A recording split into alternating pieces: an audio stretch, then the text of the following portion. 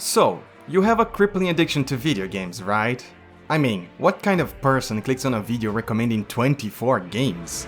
Easy! Yeah! Umbrella. Death to Kronos.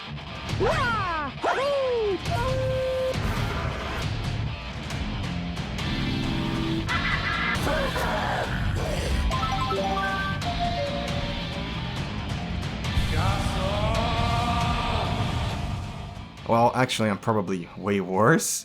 Since what kind of person plays enough games to do this kind of video, huh?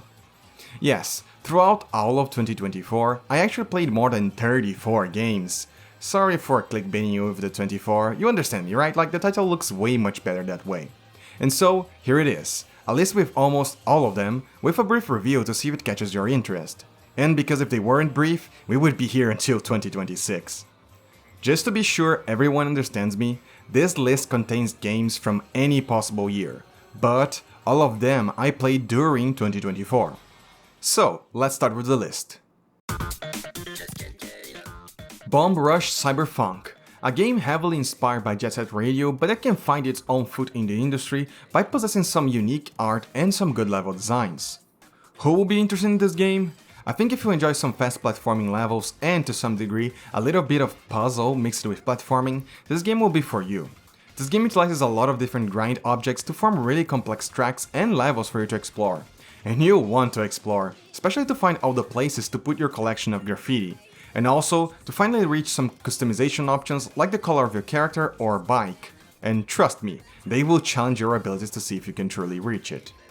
If you want to know what I felt with the game, well, strangely enough, I think it nailed what a lot of Sonic games tries to do, which is to give you the ability to create a lot of acceleration and speed. And you need to keep doing tricks if you want to keep at it, and by doing that, you can use the momentum to reach a lot of different places in the map.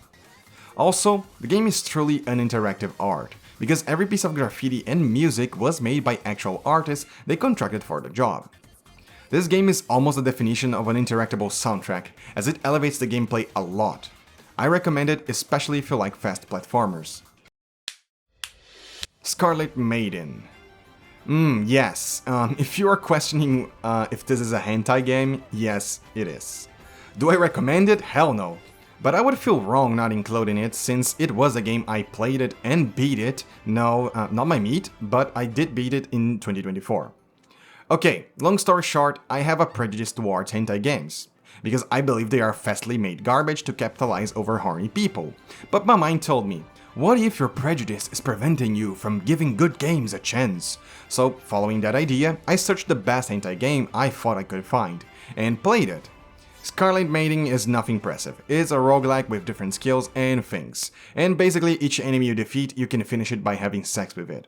Funny hentai game, go booba haha, it's trash, don't even try it.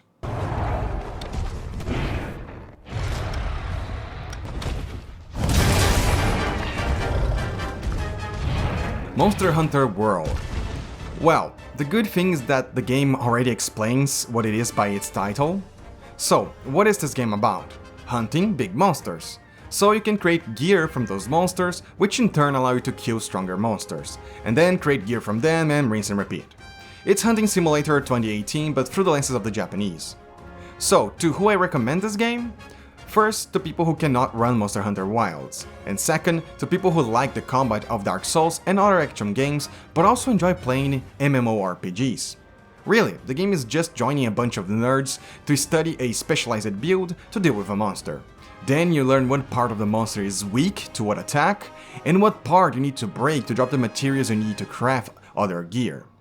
What is their most dangerous attack, what consumables you have to use, and so on.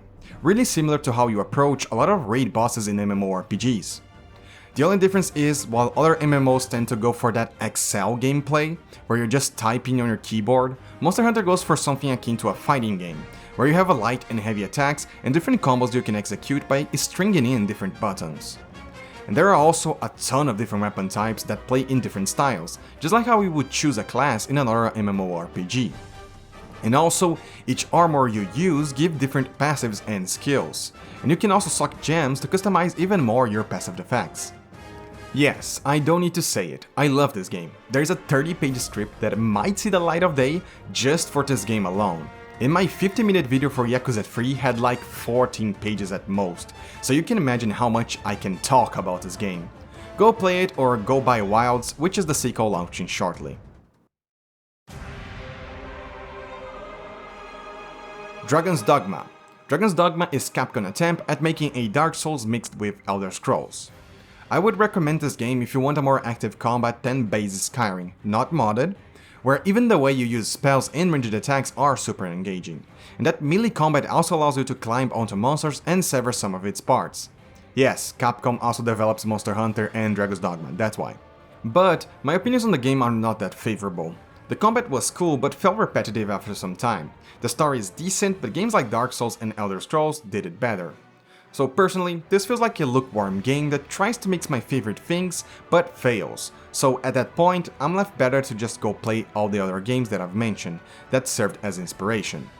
I mean, nowadays Dragon's Dogma 2 is out, and it's kind of a remaster, so maybe go play that instead, since a lot of people liked it, but I never played it, since I was actually playing Dragon's Dogma 1 in preparation for it.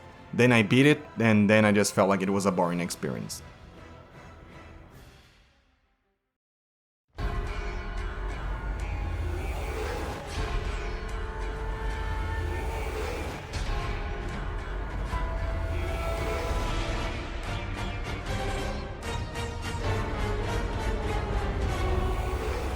Monster Hunter Rise.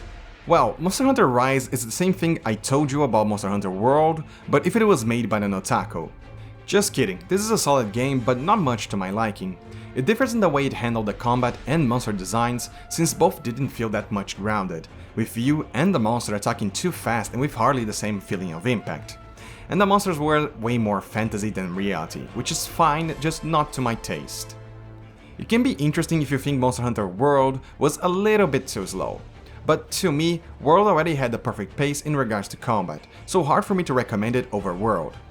But I think this one is easier to run on most machines since it was developed aiming at the Nintendo Switch, so it had to support running on a handheld. So maybe, if you have less of a potent machine, you can give this one a try.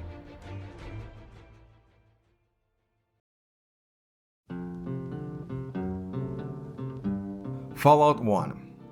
I mean, this is Fallout 1. If you like CRPGs, he's one of the fathers of the genre, and after playing some recent ones like Baldur's Gate 3 and being a fan of Fallout New Vegas, I decided why not give it a try. Fallout 1 is a really old RPG, but it has some of the most captivating stories presented in gaming, and probably served as an inspiration to many developers in how they can create a complex narrative where characters make questions so interesting that the player base will debate over the correct choice for years to come. Well, as much as the story is fun, the gameplay might be dated to some people, as it feels really clunky with its boring point-and-click, turn-based combat. There are traits and skills to make character creation interesting, but I'll be honest, it was a hard game to swallow, to the point I quit after some hours. Not because the game didn't captivate me, but because all the junk its controls have. But hey, they definitely don't make CRPGs like this anymore, and seeing the fundamental rules and plot points of the Fallout universe being laid out can be pretty interesting, so maybe give it a shot.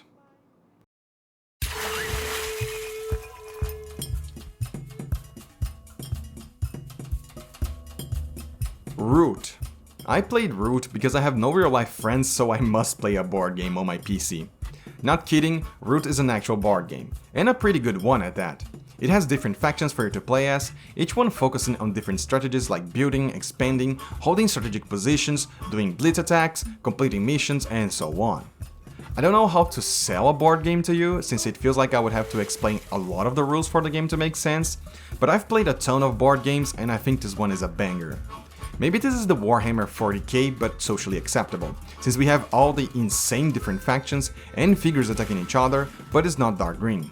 Also, the art style is fantastic. I'm amazed they were able to translate the 2D art from the board game into this 3D model so well. I would recommend it if you already like board games about expanding territory and breaking enemy pieces and construction, in the same manner that someone would like RTS games like Warcraft 3 or StarCraft.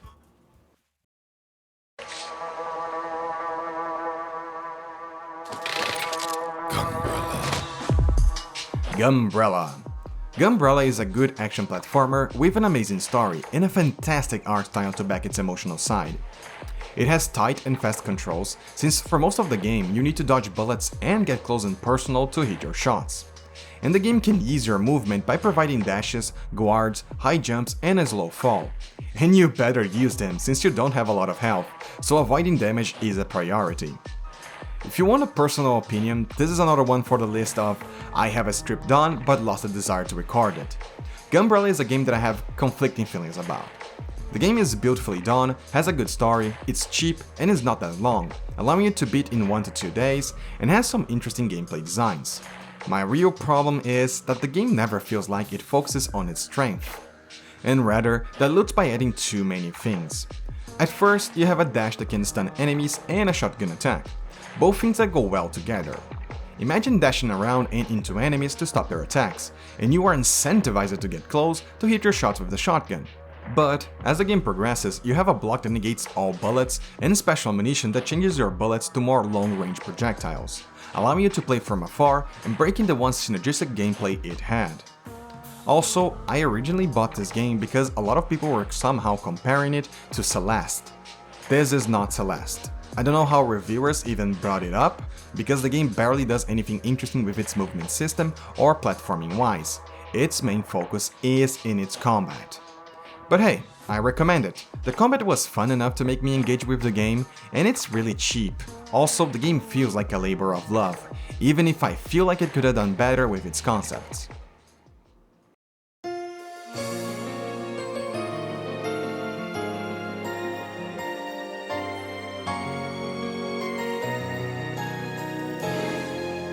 Crosscode. They have done it! They actually released Sword Art Online. Jokes aside, Crosscode has the same plot elements. You are someone stuck in a video game world, while other people are actual players logging in and playing the game. Just to be clear, everyone is an NPC. There's no multiplayer aspect, it's just a game pretending those NPCs are other players for the sake of the story.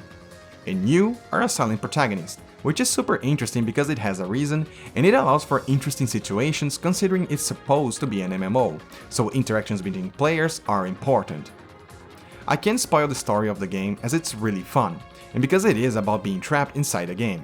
There are tons of references and labors of love dedicated to all of our nostalgia for video games and animes. There's references to Mario, Sonic, Resident Evil, and so many others. I think they were able to approach some interesting topics with the setting of its game, with some profound questions about what is considered as being alive, and how a virtual world that feels as real as ours would impact those people. Also, because of its art style, it reminds me of older games, but as if it was made with the knowledge in game design we have today. I mean, could this run in a Game Boy? Probably not, but does it have that feeling that it would run? Definitely. However, if you want to know why I'm recommending this game, it's because of its exploration and combat. Combat is engaging with a good mix of melee and ranged attacks, and guarding or evading, making sure enemy designs never get stale on how you have to approach it, especially with its 4 elements, so just like Pokemon, each has an element that is strong and weak against. I mean, some enemies will only take damage from melee attacks, then they will transition to a platform you cannot reach and you have to rely on ranged attacks. Also, your guard is strong but it can break, so you have to read what attacks are okay to guard and what you should dodge, and so on. And even its elements have additional effects like how electricity can activate certain objects or how wave can make you teleport to certain things, and so on. Also, there are a ton of puzzles and hiding chests throughout the map, so you get that feeling of a Zelda game, always looking for things out of place or things you might be able to interact with once a new ability is discovered. Definitely on my top 3 games of the year, I can't recommend enough this indie gem.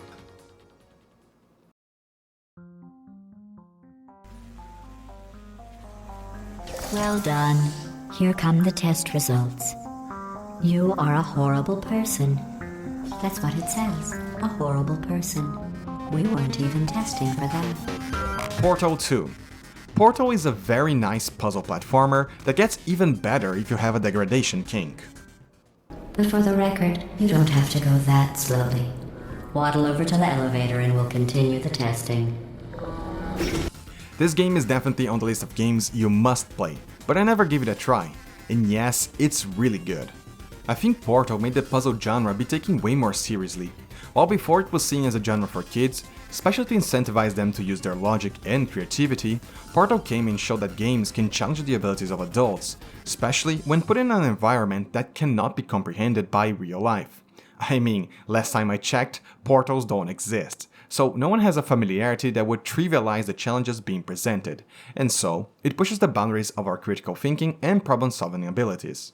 Each level in the game has a good selection of puzzles that keep scaling in difficulty and that utilize concepts you learned in earlier levels, such as momentum being increased by a portal, colored jelly that increases speed or makes you bounce, and using lasers to power up objects. And also, its story is so cool. I love learning about research labs that went under. Such a cool concept, and it is so interesting seeing them create a lab that feels like it could exist in real life. By the way, the multiplayer mode has different levels from the single player campaign, so you get to really crack your brain once levels require up to 4 portals to complete it, and trying to come up with solutions with your friend is such a nice experience.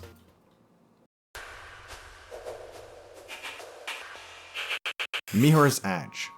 Mirror's Edge is another puzzle platformer, but the puzzle is how are you gonna parkour your way around to the objective. This is another game that is always talked about when looking for classics of the early 2010s, and for a good reason, since this is probably the best translation we ever got from parkour into a video game. Because of things like building up momentum from running and swinging yourself in a pole, from fastly jumping out of walls to bounce further, and just overall needing to be precise to hit the ledges, since losing momentum can make you just barely miss the platform. What makes it work is that nothing feels easy. Almost everything feels like how it would feel in real life, with thousands of practices and repetitions until you nail it perfectly. And the game doesn't hold your hand in that regard, but at least you can fastly retry in the case of failure, allowing you to never get bored or frustrated. Or so I thought. I'll be honest and say that I didn't finish this game. It is super cool with all the movement and even slow time effects it has, but in a game with precise movement, where keeping your momentum through a lot of tricks is important to reach platforms, the fact it felt a little bit clunky made it unenjoyable to me, because I had failures that shouldn't have happened. At least I felt like I was doing everything correctly, but the game just didn't want to register and correctly grab onto ledges and platforms. And just like in parkour, one wrong step can be disastrous. Still, I can definitely see why people love this game, especially back in the day when something like this had never been seen before, so I recommend you give it a try and feel the gameplay for yourself.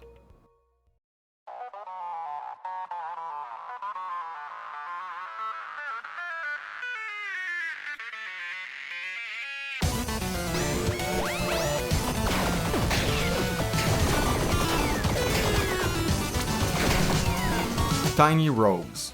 Tiny Rogues is a game that mixes the roguelike genre with the Become the Bullet Hell. Basically, Binding of Isaac if it had a more linear progression. If you already want to know my opinion, this is one that I would have made a video about it if I didn't have so many planned. The main idea is that in each run, you want to find gear and weapons that synergize with each other. Maybe because they cause a secondary attack, maybe because the gear allows something to happen every attack, so a high attack speed weapon is desired, and so on. And of course, each weapon scales from a different attribute, and the game also has classes that will grant you passives unique to it. So a run with each character can feel totally different, especially when you're given random talents to choose when leveling up. And yeah, even talents can make some unique things happen, like a lightning strike occurring with every critical attack, or causing meteors to fall once you recover mana, and so on. Also, it has some unique classes that you might have seen in other games, like how Dragoon and Dancer come from Final Fantasy, or how Barbarian and Demon Hunter resemble their style in Diablo, and some strange things like cyborgs, pirates, and superheroes. But truly, each one of them got translated so nicely to gameplay, like how the ninja creates a shadow clone after a dash, which copies his attacks. Just oh my god, don't get me started or we'll be here forever. Continuing, his bullet hell aspect is also well done, since a lot of attacks have different projectile shapes, speed, and trajectories, and they have a good contrast, so even when the screen is filled with attacks, you never feel lost or that it is unfair, since every projectile was so well designed on how you should approach it. And even bosses have actual attacks that you have to dodge and be able to read. And because they are nicely indicated, it feels like how you are made to approach boss fights in games like Dark Souls or Final Fantasy XIV. Also, the game has that choose your path from Slay the Spire, where you are always shown the next room and their rewards for you to choose. giving you more control over the runs. Also, the game is really fun as an unlock-the-phone game, where your focus is to unlock everything, every class, every weapon, and so on. And normally it requires some fun challenges and playing as every class, so you are incentivized by the game to try new things rather than just playing one build with one class. 100% recommend this one. It tends to be cheap, is developed by a single person, and he keeps everyone updated all of the time. Please go buy it.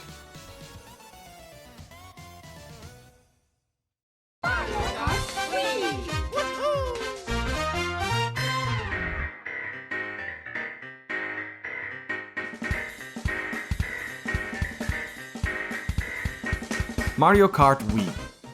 Mario Kart is the best racing franchise, and Mario Kart Wii is the best installment. I've always enjoyed Mario Kart. It's one of my favorite franchises that I hold dear to my heart, as a lot of my childhood is being 8 to 10 years old, playing this non-stop with my friends. I still love the way you can control it by using your controller as a steering wheel, such a simple thing that adds so much engagement for me, and that at the time was a really revolutionary for a home console. There is this charm that a lot of people won't get it, but being a child and finally witnessing that jump to a more physical control, like how the Wii did it, it was something that just blew our minds away. And to me, Mario Kart Wii has the best of both worlds. It has that physicality that controlling a real kart has, so the sensation of having to control your steering wheel comes into play, which is normally only found in Formula 1 simulator games. But it also allows you to have so much fun that you would never be able to experience in real life, with all of its cartoony race design, with the different power-ups, turns, and shortcuts. This is on the list also because of the Midnight custom map packs, because I never knew Mario Kart had an active community still to this day, and man, as a longtime fan, being able to play brand new maps brings me the same feeling as a child, of discovering everything, of not knowing what comes next after a turn. I cannot explain to you the joy myself and my friends had playing all the new maps. Absolutely recommend it if you have a friend to play with.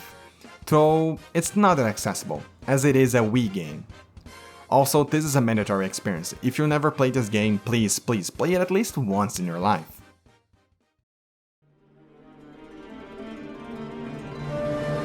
Ghost of Tsushima. Ghost of Tsushima was such a beautiful game that my GPU started crying with me. I had fun with this game, an overall simple but interesting story that focuses more on the emotional side humans tend to have and act upon. Our rage, our revenge, our sense of pride and honor, so really enjoyable. And of course, as a certified weeb, the setting was also to my liking, with this philo-Japanese setting. The gameplay though felt like a mixture of Assassin's Creed and Sekiro, though likely. But its focus on parry was fun, and there was a lot of other skills like archery, bombs and so on. Also, its stealth was so fun and normally incentivized by the mission's design. There were also a lot of different objectives in the open world. You had duels, parkour challenges, collectibles, archery tests and so on. And all of them felt relevant because of all the upgrades you could make it for your tools. If you ever wanted to play an Assassin's Creed, this one is similar but to my taste a little bit more engaging.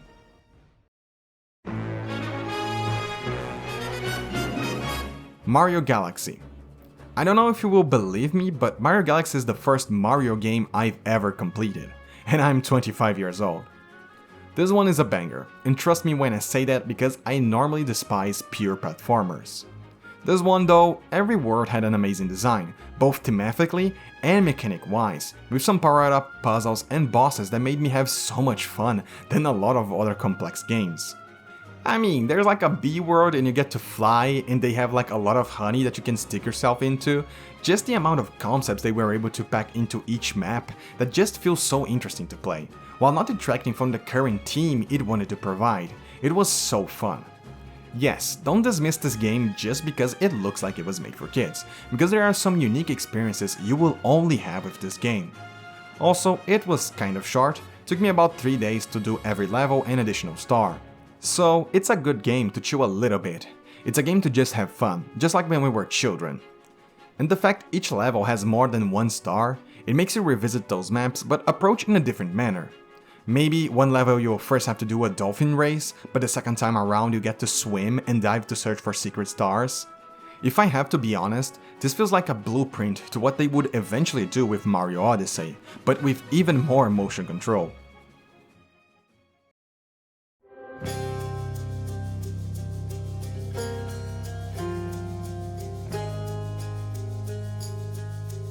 Hades 2. Oh boy, I cannot wait for the full release to make a full video on this game. Hades was a popular roguelike released in 2018, and it deserved all its appraisal. The game has a stunning art style, all the characters are really charismatic with thousands and thousands of voiced interactions, and the game had a fun combat, with different weapons for different playstyles and power-ups that had a theme with each Greek god. And now, Hades 2 is shaping to expand on all of these different elements, presenting different gods, different power-ups, different weapons, a character with a different ambition and personality, more special attacks, and so on.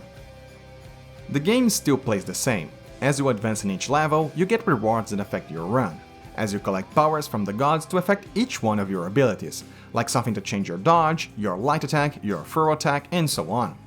And building up synergies by using different gods can make your arsenal have a good variety of effects to use in certain situations. And of course, as a roguelike, there will be tons of things you can do in runs to affect your next run, like collecting materials to upgrade or unlock weapon variants, or gifting gods so you can have their blessings in future runs, and much, much more. The big difference so far is the combat. In Hades 1, it felt fast-paced and more frenetic, and as much as it is enjoyable, it also simplified combat, because it could spam dodges and attacks. In Hades 2, they went for a more methodical approach, with dodges being a little bit nerfed, and preventing dodges and attacks being spammed, making combat way more engaging in my opinion, as then you have to play accordingly to each boss, even though I miss the adrenaline Hades 1 had. Definitely a game to keep on the lookout for.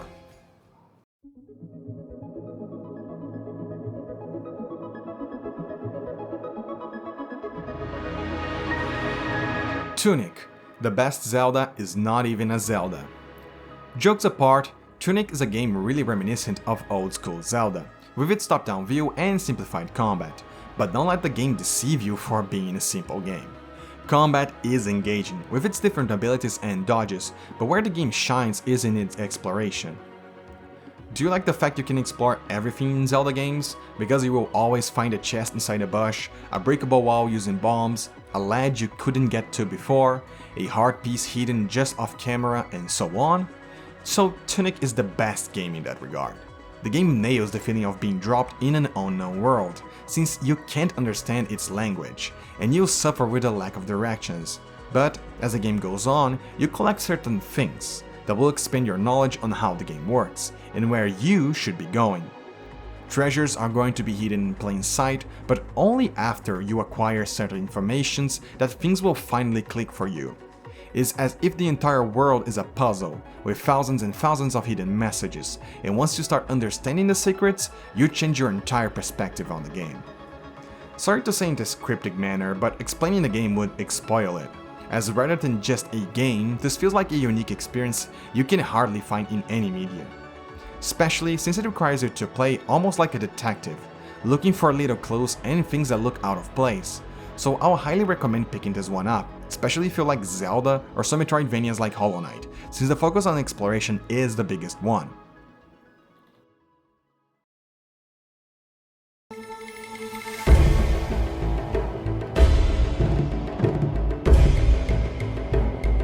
Shifu, the only game that nails the combat we see in cinema. Shifu is an interesting game. It has the classic revenge story, but as the protagonist defeats enemies, different elements appears in the plot, making you question whether everything was as straightforward as we thought. But as much as the story is good, the real reason you play this game is for its combat. Since not only does the combat look stunning, but the same flow you will see on the screen, you feel on your fingers with the controller. The combos in this game feels really nice to execute. The different postures, the height of attacks, oh my god, and you'll also be able to have that roguelike element of unlocking some minor power-ups and new combos. Even that is related to the plot, because as you uncover stories and find notes, they will normally give tips to safe houses, shortcuts, maybe a code to unlock a safe for a weapon, and so much more. Also, the mechanic of growing old is such a nice addition to the game.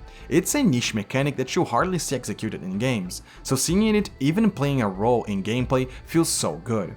As you die, you grow old. Your health now is reduced, but you deal more damage to reflect all the experience in combat you acquired throughout the years. I'll be honest, This game is insane, one of the best combat I've ever experienced, and I've experienced a lot of games in my life, you can see by the number of games in this list. But the only thing that prevented me from playing more is the roguelike element. Yeah, the game is insane, but if it was a world-oriented game like Yakuza or Sleeping Dogs, where you have a world to explore and different combat encounters and things to do, I probably would get hooked. But the repetitive side of it being a roguelike ended up making me lose interest in finishing the game. But don't let me say that this is bad. It's exactly because it is a roguelike that it can focus on delivering constant fight after fight. And even after you die, you can immediately start another run and start beating enemies again, so it definitely delivers as that non-stop combat action.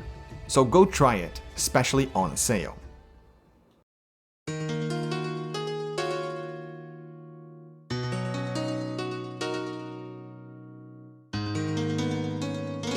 Pseudo-regalia.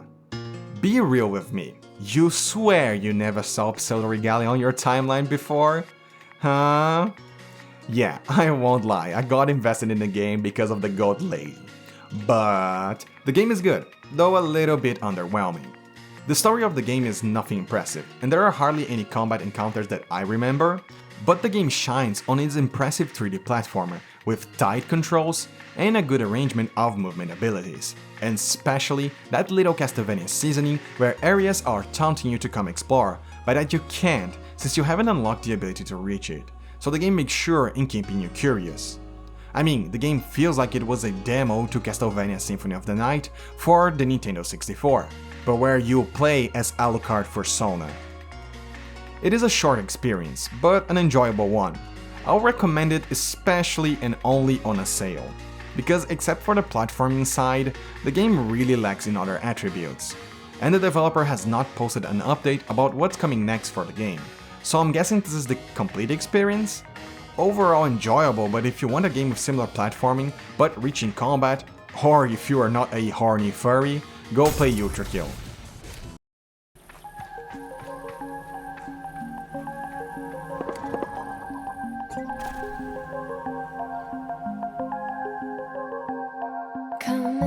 Sable. Sable is the definition of, wait, I can explore a painting? Have you ever looked at a painting and wished you could enter it and explore that world? Sable gave me that emotion. The game looks stunning, not for the resolution of its textures, but for the artistic direction they chose. There are these gigantic landscapes with high contrast, beautiful flora, different villages and communities, and an amazing soundtrack as if you were destined to be traveling this land with your bike. And well, that's all the game wants you to do. Explore this world, since that's what the protagonist needs to do. They need to find what they want to do in life. Basically, you are a glider, a person with the ability to slow fall, and with this ability that makes exploration safer, you are meant to travel the land and interact with different people, and see with which purpose you resonate the most. Maybe you like bikes, maybe you like fishing, maybe you like maps, maybe you like being a soldier, maybe a climber, maybe an artist. And that is for you to decide. For you to beat the game, you need to have helped at least 3 to 4 of those people and choose their emblem as your future path. I don't know, it's a simple story, but that will probably resonate with a lot of people. And with this beautiful world, how could you not want to explore? Especially since the game makes sure to make points of interest really distinct and visually appealing to you, so you feel drawn to give these things a closer look.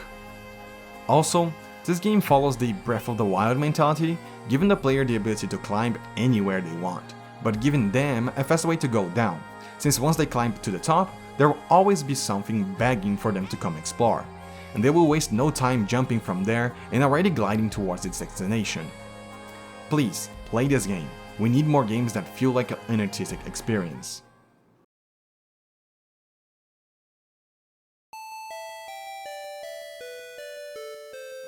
Samurai Bringer. Thanks Twitch Prime for sponsoring this video. Nah, just kidding, but Samurai Bringer is one of the games that is only on this list because it was free with Twitch Prime. The game is okay. It has a fun combat with a complex customization system, with you being able to switch every part of your body for that of other samurais, creating your own synergies and abilities to create some fun and strong characters. And you also need some strong characters, as bosses in this game tends to kick your ass really hard. So it is a challenging game in requiring you to find viable combinations that carry you further in the game. The game looks kinda cute also. Its art is definitely enjoyable, and although the game has a lot of maps, they are decently sized and with things for you to complete. My only problem is that it is a roguelike game, and I got a little bit bored of that genre as the feeling of infinite progression and runs start to just feel a little bit boring. I just feel like I have no goal that I want to strive for. Well, if the game gets on a sale or it's free a game, I definitely recommend checking it out as it will entertain you for some hours. And hey, who knows, maybe you will really love it.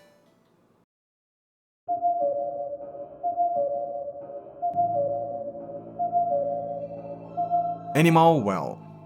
Who knew it? Combining puzzle platforming with Metroidvania abilities would be fun. Okay, Animal Well has an insane quality, both from the beautiful art the game possesses and from the creativity in its gameplay. The game is basically a platformer, but there are tons of areas you cannot reach unless you unlock certain abilities. So it works in a Metroidvania-esque style, where depending on which path you take, you unlock a different ability, that then allows you to clear other zones and puzzles for more power-ups. And they are all really creative. You can create bubbles to use as one-time platforms, yo-yos to reach distant interactives, and a lot more that I don't want to spoil the fun, as discovering one and going, what the fuck is that, how the hell is this supposed to be used in gameplay? To transitioning to, holy shit, now the world makes so much more sense, how the hell did the guy thought of this idea?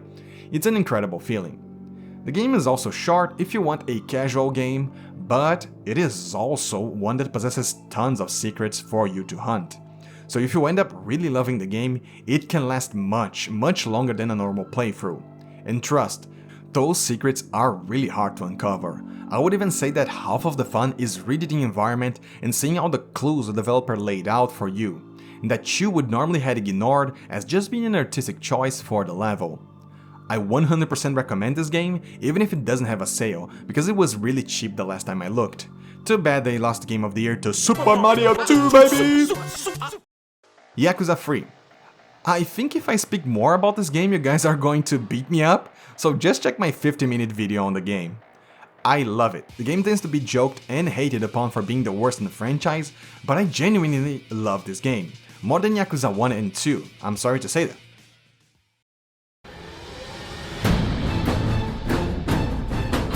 Vermintide 2. What is with humans and loving to fight against a horde of enemies with 4 dipshits? Vermintide 2 is a horde shooter. Question mark? Well, here there is less shooting and more slashing. I love this game, for a simple reason. It takes things from my favorite games and combines only the best elements. Do you like the objective-oriented maps from Left 4 Dead, where you would progress forward through a map helping each other along the way? Nice, that's the same in Vermintide. Do you like to build your skills in Killing Floor 2, with tons of classes and perk points to choose from, being able to specialize in different things? Good, Vermintide is the same, with 5 different characters, each one with 4 specializations to choose from, and then each specialization has 6 rows of talents with 3 options each. I think the most fun part in this game is the focus on melee combat, as it is really engaging since it requires blocks, parries, dodges, hitting the correct spots, cleaving enemies, and so on. While your ranged attacks is more to deal with special enemies that will cause trouble if you get too close, or that trying to get close is already too risky. A lot of hard games are known as hard shooter, so this feels like a fresh take on the genre. It's as if you are playing Chivalry or Mortal, but against a horde of zombies. Oh, and the characters have so much personality, the world is so beautiful, and of course, it's Warhammer, so the universe lore and setting are so rich and interesting. If the game goes on a sale, I recommend buying it, especially if you have a friend to play with. Nothing feels better than slaying hordes with your bro.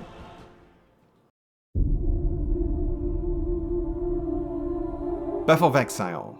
I know, it's not missing a 2 in the title. Yes, I came back to playing Path of Exile 1 because they added an auction house to the game, for me to sell all my things. I'll be honest, Path of Exile is the peak in ARPGs. A good selection of skills, tons of passive effects that modify skills in a lot of unpredictable ways, passives coming from gear, one unique passive skill share between all the characters, and the best part, it's a simulation of a free market. Oh my god, normally when playing this type of games, people get frustrated, and I get it. You are trying to create a build, but things refuse to drop. Even after hours and hours of grind, the items you want never drop. But the good part is, someone else is in the same boat as you, and they are probably saying the same thing while having dropped the items you wanted. So grinding this game feels so good, because you can always sell your loot. You know that saying, one man's trash is another man's treasure. And learning to see the treasure and how to price it or how to craft it, oh, it just gives me a lot of satisfaction.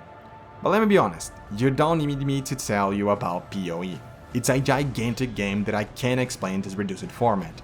If you like what you see, check out Path of Exile. It's free, and its sequel, Path of Exile 2, will also be free on launch.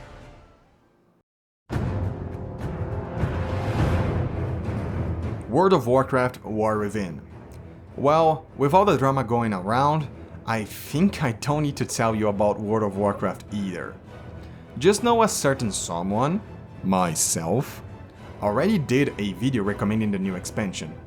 I like it, and I'm looking forward for the next patch it has. So if you want an update, yes, I still recommend it.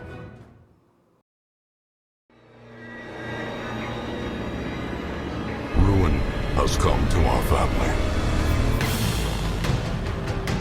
Darkest Dungeon.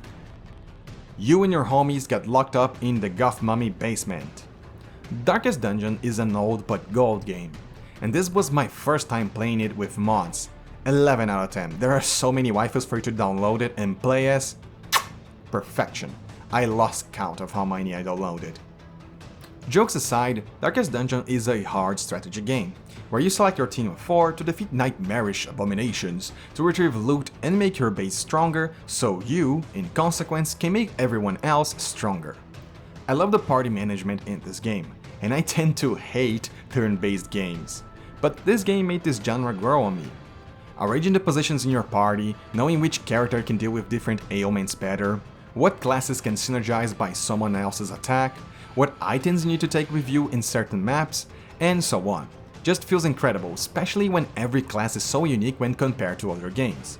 You have Plague Doctors, Paladins, Shape-Shifting Abominations, Leper Warriors, Beastmasters, Jesters, and what your friend has become after dating a goth girl. The setting in this game is also unique. One of the few games to actually pull the Lovecraftian mythology so well. After all, how do you create models and enemies that should represent fears beyond our comprehension? This one is a classic, and it tends to be cheap nowadays, so I fully recommend it. Deadlock, the Overwatch killer. Just kidding, this is not that similar to Overwatch. Only that it is a hero shooter, but matches are way more centered in a MOBA style, with 4 lanes and towers for you to push and defend. Only played this game to try it out, but the heroes are some of the coolest I've ever seen, and they all look and play so differently. I mean, Valve never fails in that regard, but sadly to me, it mixes the two things I despise: MOBAs and FPSs. Maybe if it was more like a hero shooter with payloads and capture the point objectives, I would maybe like it a little bit more, but who knows. The game is free and unique in the market, but I think it will connect better if you like MOBAs. Not sure if the people who enjoy shooters will enjoy the way matches are structured. Go give it a try. XCOM. This time you get locked up in an alien mummy basement. XCOM is another one in this strategy turn-based combat type of game. Really enjoyable with all the management you have to do, with positioning correctly, finding the best spot to give your squad good accuracy, a good cover to protect itself, and a nice field of view to get all of the enemies.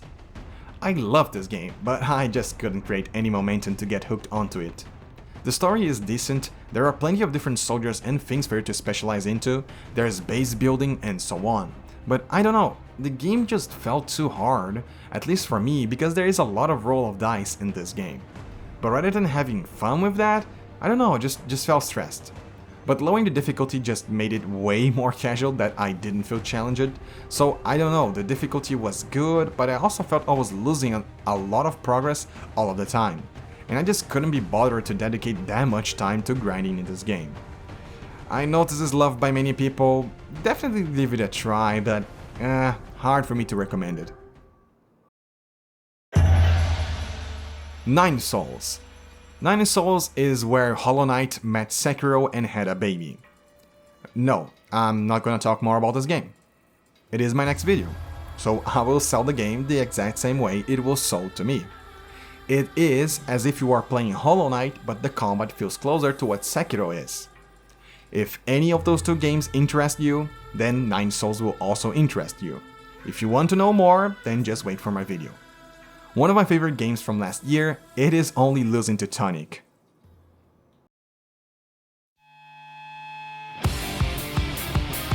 Final Fantasy XIV Down Trail.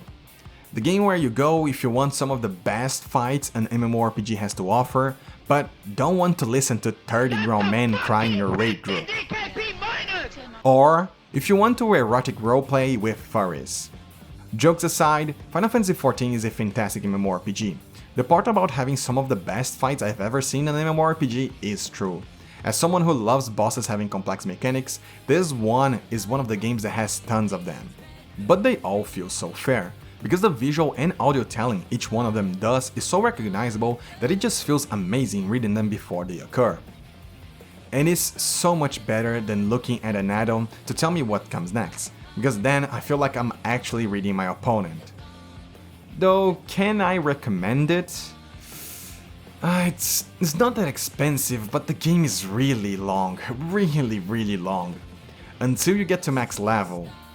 And as much as I love the story, it slowly grows on you. It is not something you will get hooked from day 1, maybe not even from day 30. And also, sorry to say this, but most of the classes feel like shit to play for most of the game. Only until you get to level 70 to 80 that you will start feeling like they have a proper rotation and cooldown. So I don't know, if you love MMORPGs, this is one of the best in my opinion.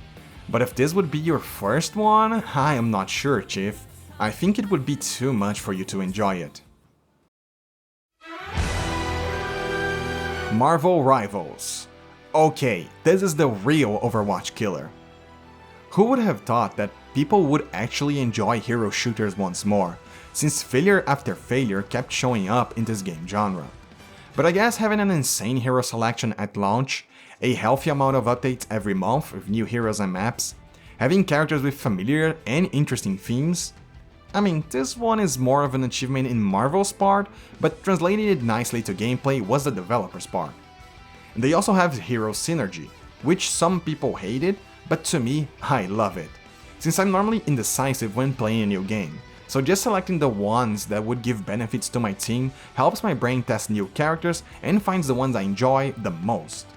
But yeah, I think that after a time, since you already found your preferred characters, it probably is shit feeling forced to play with certain characters just because of your team composition. But hey, I guess that would have happened had the in-game build system existed or not.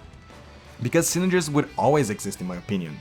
I mean, there are no coded synergy between Reinhardt and Bastion in Overwatch, and at launch people would just spawn both because they synergized so well together. So you know, I like the fact they went one step further and added fun interactions for the characters in Marvel Rivals. The game is free, so I recommend checking it out while the hype is still up. But in my opinion, the downside is that the game feels heavy to run, since I was suffering to achieve stable FPS.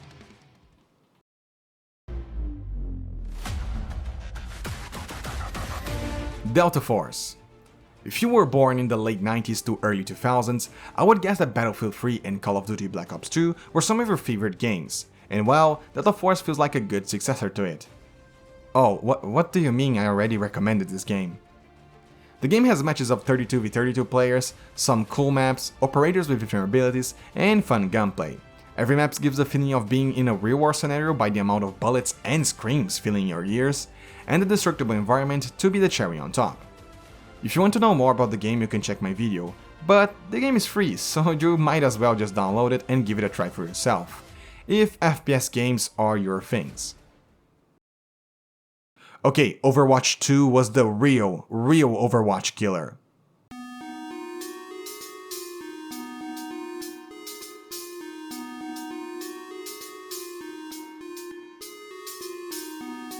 Also, like as a side note, this is the list of all the games I plan on playing on 2025. Let's see if that actually happens when I do the same video the following year.